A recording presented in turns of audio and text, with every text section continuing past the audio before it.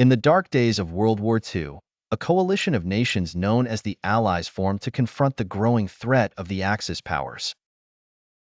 This alliance was born out of necessity, bringing together countries with diverse ideologies and cultures to achieve a common goal: defeating a shared enemy.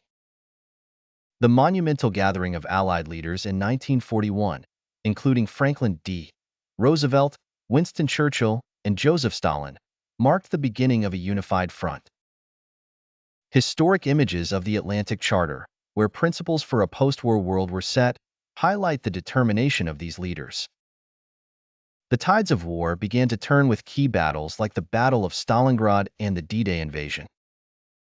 Iconic visuals of soldiers storming the beaches of Normandy on June 6, 1944, encapsulate the sheer bravery and coordination of the Allied forces.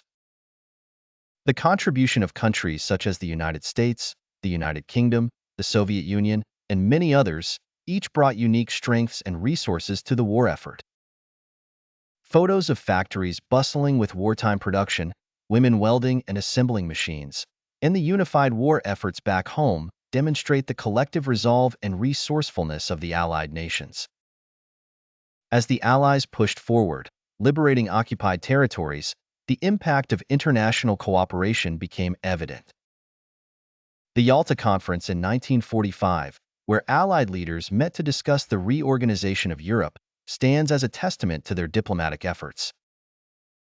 The eventual victory came with Germany's surrender on May 7, 1945, followed by Japan's surrender on September 2, 1945. Jubilant images of celebrations in Times Square and around the world capture the relief and joy that this victory brought. The Allies' collaboration not only dismantled the Axis threat, but also laid the foundation for a new world order. This remarkable story of bravery, sacrifice, and unity will forever be etched in history as a powerful testament to the strength of working together toward a common cause.